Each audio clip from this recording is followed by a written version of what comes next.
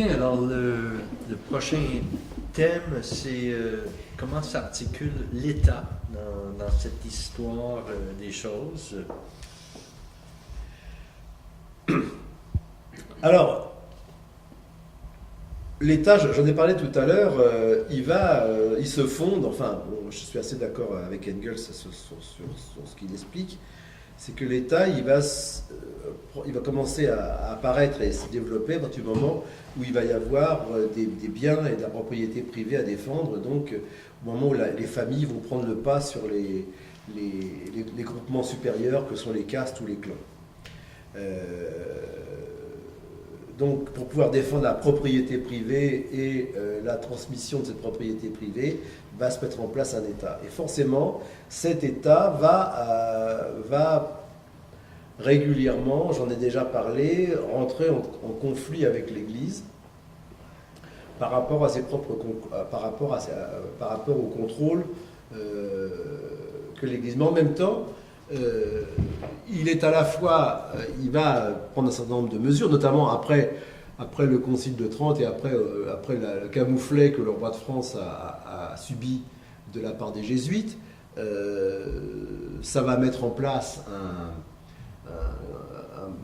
ce qui va fonder ce qu'on appelle le gallicanisme en France, c'est-à-dire le fait que c'est une église dont le roi de France et le pouvoir en place, sur lequel le roi de France ou le pouvoir en place veut avoir un contrôle contre les ultramontains, c'est-à-dire ceux qui sont, notamment les jésuites, qui sont favorables au pouvoir maximum de Rome. D'ailleurs, les jésuites, sous l'Ancien Régime, vont être chassés 4 fois de France. J'ai déjà aussi expliqué que le détournement des biens fonciers de l'Église, notamment par la mise en place de tout un arsenal qu'elle a inventé, et que bien sûr, dont elle accorde un certain nombre de dispenses. Vous pouviez obtenir de pouvoir épouser quelqu'un de la famille de votre parrain ou de votre marraine, moyennant espèces sonnantes et trébuchantes payées à l'Église. Vous pouviez obtenir de vous marier avec quelqu'un au 4e degré et pas au 7e, moyennant une dispense de l'Église, etc., etc., etc. Et l'Église, notamment au Concile de Trente, dit qu'elle est la seule puissance juridictionnelle concernant les mariages, les dispenses, les autorisations, le droit de séparation, de savoir qui peut se séparer, etc., etc. Et bien sûr, ça va à l'encontre des droits des familles et des droits des parents, et de ce qui représente ces familles et ces pères de famille au niveau supérieur, c'est-à-dire au niveau de l'État. Et donc il va y avoir sans arrêt des conflits qui vont se traduire jamais par l'écrasement de l'un ou de l'autre, parce que, qu'il le veuille ou non, l'État a besoin que les curés dans les villages ou que les prêtres ici ou là donnent aux gens, expliquent aux gens que le monde est ainsi fait, il faut se résigner, les riches n'iront pas, la plupart des riches n'iront pas au paradis, mais tous les pauvres iront, etc., etc. Et donc, il faut souffrir sur terre, parce que plus on souffre sur terre, et plus on sera récompensé dans l'au-delà, etc. Et on voit bien que cette théorisation, plus la théorisation du fait que la femme, les éléments théoriques, entre guillemets, théoriques, vous prendrez bien tous les guillemets que vous voulez, que la femme est inférieure à l'homme, qu'elle doit être soumise à lui, etc. Tous ces éléments-là sont tout l'arsenal théorique, y compris sur lequel va se fonder la puissance de l'État. L'État a besoin que les femmes soient uniquement des reproductrices, et sans arrêt, il y aura l'Église ne va pas toujours obtenir satisfaction sur un certain nombre de choses. D'ailleurs, l'histoire du 7e degré, elle n'arrive pas à obtenir satisfaction à ce sujet.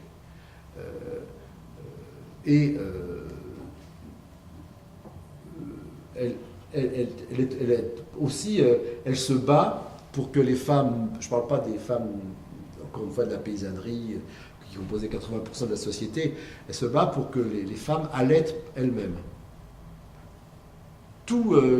de tout temps. L'Église est contre le fait que les femmes, les femmes riches, etc., donnent leurs enfants, même ça se faisait même au niveau de la moyenne bourgeoisie ou petite bourgeoisie, qu'on donnait ses enfants à allaiter par quelqu'un d'autre. L'Église se bat pour que les femmes allaitent elles-mêmes. C'est dans la mission et le rôle de la femme d'être une pondeuse allaitante, en quelque sorte, si je peux dire, hein, et soumise au mari. Et on voit bien évidemment que le système de la mise en nourrice c'est quelque chose qui va se développer et continuer sous tout l'Ancien Régime et même au-delà. Bon. Et y compris aujourd'hui, les efforts acharnés de la Lecce League, qui n'est pas forcément non liée aux églises, quelles qu'elles soient, ne sont pas forcément couronnés de succès encore aujourd'hui, je veux dire. Bon, c'est un certain nombre de choses là. Bon, alors après, on va parler des questions. Je dérive parce que je ne suis plus sur la question de l'État. Alors, quel est le problème? Le problème est que, enfin, en tant que libre penseur, nous sommes pour que on ait la disposition et le choix, le libre choix de nos vies, de la naissance à la mort. C'est-à-dire le droit d'avoir des enfants à tel moment et pas à tel autre moment, donc la contraception, y compris si il y a eu un accident ou un problème, le droit à l'avortement. On est pour le droit de se marier ou pas se marier, que nos enfants, ça. On est y compris le droit pour d'avoir la mort qu'on choisisse. Hein. On est pour le droit de mourir dans la dignité. Vous savez qu'on a beaucoup de problèmes en France, par exemple, hein, soi-disant la patrie des droits de l'homme et du progrès social. On peut dire que on est loin derrière un certain nombre de pays qui ont déjà notamment permis aux gens de pouvoir mourir dans la dignité. L'exemple belge ou hollandais très proche de nous, il y a des lois qui se développent, je sais, au Québec à ce sujet aussi. Pour l'instant, c'est quelque chose qui est extrêmement difficile à atteindre. Et puis, nous sommes pour le droit de pouvoir, à partir du moment où le mariage devient un mariage civil, c'est-à-dire un droit civil qui soit accessible à tous les citoyens, sans distinction de sexe. Mais que ce n'est pas seulement une question de pouvoir vivre en couple, c'est la continuité. La continuité, c'est aussi le droit de pouvoir adopter des enfants, le droit, et puis l'évolution des connaissances technologiques, techniques et scientifiques permet aussi la procréation assistée ou la gestation pour autrui, qui doivent être aussi des éléments qui doivent faire partie de l'ensemble des droits de la société. Alors tout ça, ça fait partie. Et puis la question aussi des droits sociaux et de l'aide sociale. Donc nous estimons que ce n'est ni aux États ni aux Églises de déterminer à notre place ce que nous souhaitons pour notre vie. Ce que nous voulons, c'est que l'État puisse accorder et puisse donner à tous ce dont il a besoin. Et donc on est par exemple pour l'aide sociale aux familles, leur permettre. En France, on a ce qu'on appelle les allocations familiales, qui sont une des branches de la sécurité sociale, issues de 1945. Donc, c'est ce que le patronat a dû lâcher de peur qu'il y ait une révolution en France à cette époque-là, et qui donne un certain nombre d'aides familiales pour pouvoir élever ses enfants, pour pouvoir et quelque chose qui n'est pas imposable. Donc le rôle de l'État doit, à notre avis, accompagner les besoins de la société et non pas les réglementer en fonction de pouvoirs qui sont autres. Parce que, par exemple, dans notre pays, en France, une des promesses non tenues, il y en a eu beaucoup, de l'actuel président de la République, était était la question du développement de la gestation pour autrui ou de la procréation assistée, procréation assistée. Il a renoncé à ça sous la pression notamment des églises. Il a quand même obtenu la seule chose qu'il a faite, c'est quand même l'autorisation du mariage civil, ce qui a déclenché l'arrivée dans la résurgence de notre pays, comme je disais à Claude hier, de la France qui pue, c'est-à-dire tous les vieux ramassis pétinistes, d'extrême droite, etc. Bon, de réaction et d'ultra-réaction. Alors ça fait des grosses manifestations, parce qu'il y en a quand même beaucoup, au bout d'un moment, lorsqu'ils s'accumulent. Mais ce qui est un élément important, c'est que ce qu'on n'avait pas vu, notamment par rapport en 80, lorsque l'Église, en 81, lorsqu'il y a eu le problème on a prétendu que Mitterrand voulait supprimer les écoles privées en France, ce qui n'était pas du tout le cas. Ce qu'il voulait, c'était plutôt privatiser l'école publique. Enfin, c'est une autre question.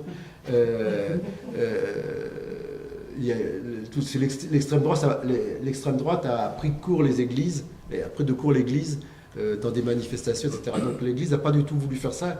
Elle a voulu ne pas voulu se faire déborder par les partis politiques d'extrême droite, et elle s'est jetée dans l'arène au niveau des manifestations de soi-disant défense de la famille, contre le mariage, dit mariage homosexuel. Et donc, ceci dit, elle est rentrée ça faisait plus d'une centaine d'années, presque, qu'elle n'était pas rentrée directement dans l'arène politique. Voilà, elle jouait avec ses hommes de main, enfin ceux qui la représentent réellement sur le plan politique, mais on n'avait jamais vu des évêques appelés à des manifestations. Et on a vu ça en France il y a peu de temps. Mais ce qui fait que l'Église, de ce point de vue-là, a perdu. Alors, puisqu'elle a perdu sur le mariage, et il n'y aura aucun gouvernement de droite revenant en France qui abolira cette loi. Ça n'existe pas en France. Le fait d'abolir, surtout une loi comme ça, d'abolir une loi qui a été adoptée par un gouvernement précédent. C'est quasiment impossible dans notre système. Elle a perdu de ce point de vue-là. Donc, elle a pris un coup. Et elle s'est mise face elle-même à une ouverture, à prêter le flanc donc à la critique politique, ce dont elle voulait, alors qu'elle voulait échapper à celle-là, se prétendant au-dessus de tous les partis et de pouvoir les jugements. Donc on est dans une situation d'un État qui est en but à des pressions, parce que ce n'est pas un État, une chose abstraite en soi, c'est des gouvernements qui sont soit de droite, de gauche, quels que soient d'ailleurs les pays, qui sont en but à une société en complète évolution. Moi, j'avais vu, j'ai regardé un petit peu, y compris les statistiques dans votre province. On voit le Québec, par exemple, et de tous les pays du monde, le pays où il y a le plus d'unions libres. Enfin, vous dites des mariages, des unions de fait, ça, unions de fait, donc bon, hein. Vous êtes à 37,8%, alors que la Suède, qui est pourtant qui était un des premiers pays, n'en est qu'à 29%. Donc on est bien dans une société dans laquelle les gens veulent vivre comme ils ont envie de vivre, hein, et sans qu'on leur impose au niveau de dogmes, de croyances, telle ou telle chose. Autre élément aussi, auquel l'État doit aussi doit tenir compte, c'est que on veut nous dire que la seule façon d'élever des enfants, c'est qu'ils soient élevés dans une famille avec un père et une mère. Bon. Moi, je veux bien. Je regarde d'autres statistiques.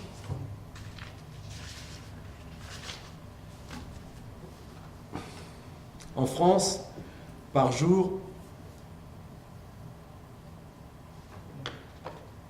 2 enfants meurent de maltraitance. 44% des enfants maltraités ont moins de 6 ans. 60% des cas de maltraitance sexuelle ont lieu dans les familles des victimes. 46% des cas de maltraitance sont imputables au père, 25% aux mères. 9% des cas de maltraitance sont imputables au beau-père. 600 à 700 décès sont imputables à de mauvais traitements infligés par les parents.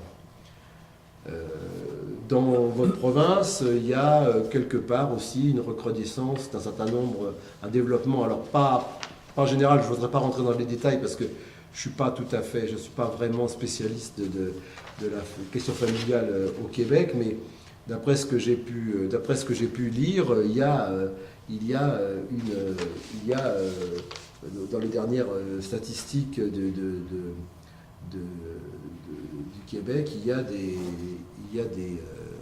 on voit développement des violences aux enfants, des violences sexuelles, etc., etc. Il y a un vrai problème. Je veux dire, bon, on peut pas dire aujourd'hui l'élément de sécurité, alors je dis, c'est une famille père-mère et qu'un enfant alors on est tous à peu près de la même génération ou à notre époque. Oui, mais c'est un enfant de divorcé, vous comprenez. Bon, voilà, l'enfant de divorcé était la bête noire, celui qui était traumatisé à vie, etc. Bon, on s'est aperçu que c'était pas vraiment tout à fait ça, tout à fait exact. Donc on peut pas utiliser cet argument pour prétendre que les couples homosexuels ne peuvent pas élever d'enfants. Et puis donc, bon. Et en plus, je pense que l'Église est relativement mal placée pour pouvoir prétendre être là, défendre les enfants, quand on sait que dès le concile de Nicée, il a été décidé que toute attaque, toute connaissance d'actes pédophiles menés par les clercs serait masquée, cachée, etc., etc. Donc c'est depuis des siècles et des siècles que c'est organisé, ces choses-là. Bon, évidemment, quand on vit, soi-disant, comme des saints, loin des péchés de la chair, cela vous rattrape parfois rapidement. Donc on est dans une situation qui aujourd'hui est, moi je compare ça, c'est un peu à la débâcle quand la glace fond et que que les morceaux de glace partent dans tous les sens et que on a l'impression que l'État il est là, un morceau de glace mais ça bouge, puis il va sur un autre, essayer de jongler sans qu'il y ait de définie de politique réelle en faveur des familles. Alors bien évidemment, ces conditions de maltraitance des enfants, et c'est parfaitement souligné dans certains nombre d'articles que j'ai vus, sont liées aux situations économiques des familles. Bon, en améliorant les conditions sociales et économiques, est-ce qu'on va améliorer la sécurité des enfants, la sécurité des familles? Peut-être, oui. Je ne suis pas forcément toujours sûr qu'il y ait une espèce de mouvement mécanique, hein. C'est pas forcément aussi simple que ça, il y a peut-être d'autres choses encore. Malgré tout, le problème, c'est que, en tous les cas, pour ce qui est de la France, au lieu d'aller vers une amélioration des conditions pour pouvoir permettre une bonne éducation des enfants, la sécurité, la santé, etc., on s'en prend à la santé dans les hôpitaux, la réduction des budgets, mais bon, c'est des choses qui doivent vous parler aussi au Québec, je pense. L'attaque contre la sécurité sociale, réduction des certain nombre d'allocations familiales, etc. Toute une chose comme ça, au nom d'une austérité qui est toujours pour les uns et jamais pour les autres. Donc je pense qu'on va mal et je ne pense pas que les conditions sociales et les conditions de vie de famille, quel que soit le sens qu'on donne au mot famille, iront vers une amélioration. Je crains même que pour l'instant, on est plutôt dans dans une situation qui se dégrade de plus en plus. Tu m'arrêtes pas, mais c'est de ta faute. Hein. Oui, ce serait un bon temps pour prendre quelques questions, effectivement. Ici, Michel.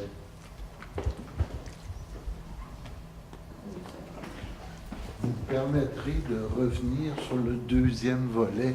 Ça m'est venu parce que vous m'avez appris des choses, principalement le fait que les clercs, on les appelait avant le concile de Trente, avaient le droit, sinon d'être mariés, du moins d'avoir des enfants, une famille?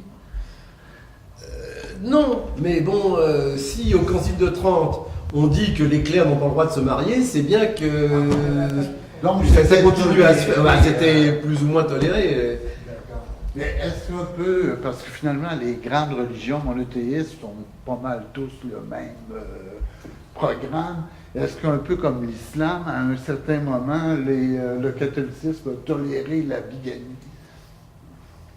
Ah non. Jamais. Non, là, justement, il faut. Et c'est une des batailles qui a été menée, c'est que justement de séparer l'épouse de la concubine. Et la concubine, c'est-à-dire si vous êtes, c'est-à-dire que c'est finalement c'est aujourd'hui la même question qui se pose par rapport aux questions chez vous des couples des unions de fait, c'est-à-dire le dernier survivant ou l'autre, dans le cas de séparation, se retrouvait sans rien, n'avait aucun droit, y compris l'Église, comment dirais-je, ne donnait aucun droit aux enfants bâtards. Ce qui allait complètement à l'encontre, y compris du roi, puisqu'on sait très bien que les bâtards du roi étaient des grands seigneurs C'était presque un honneur d'être le bâtard du roi, quoi. Donc là encore, c'était la bigamie non officielle, c'est-à-dire une épouse. Mais alors il faut savoir aussi, il y a des sociétés, alors, si on peut avoir 30 secondes sur cette histoire de polyandrie et de polygynie. Hein, bon, la polygamie, c'est pas seulement bigamie, c'est polygamie. Ouais. Alors il a existé, mais il a existé aussi une femme, des sociétés dans lesquelles une femme peut avoir plusieurs maris. Mais c'est dans des conditions économiques, c'est assez rare. Hein. Bon, les enfants reconnaissent tous les. Par exemple, elle épouse tous les frères, de fait, quoi. Cette société, elle épouse tous les frères, elle peut avoir des enfants de tous les frères, et tous les enfants reconnaissent tous les frères comme père. Hein. Mais c'est une situation relativement rare. La situation. Alors, on parle de la polygamie dans l'islam. Oui, elle existe, elle est reconnue, mais en même temps, il faut savoir que on peut avoir plusieurs femmes si on peut les entretenir. Alors, si on est un grand sultan, machin, on peut avoir un harem. On peut changer pendant 2 ans, on peut changer de femme tous les soirs sans être avec la même.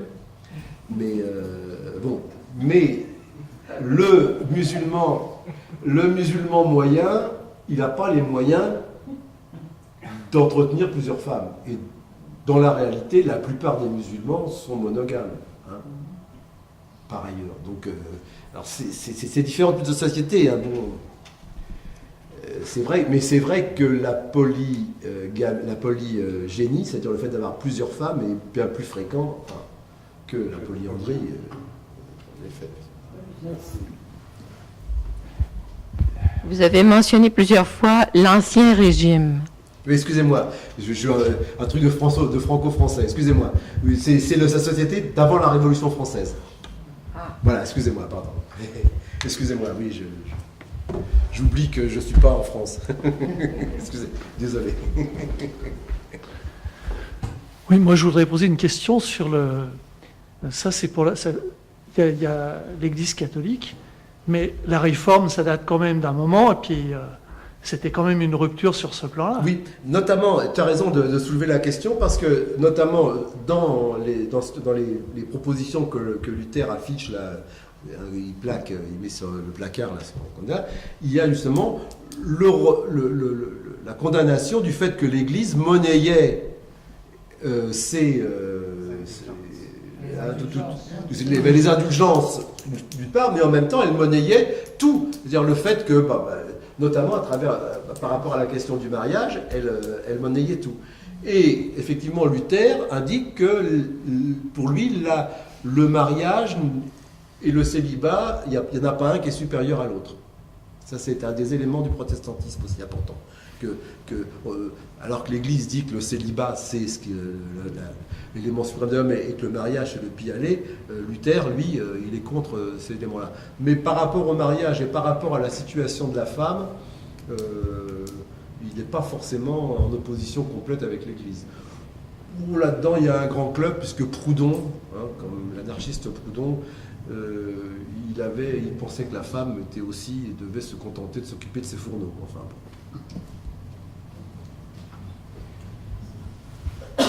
je ne sais pas si... Mais tu as raison, c'est un des éléments du protestantisme. Et là, on pourrait aussi parler aussi d'Henri VIII, et de la manière dont il s'est séparé encore en quelque sorte de l'Église romaine, sans pour autant rallier le protestantisme, mais en créant sa propre Église dont il était le chef lui-même, pour, au départ, une question familiale, une question de mariage.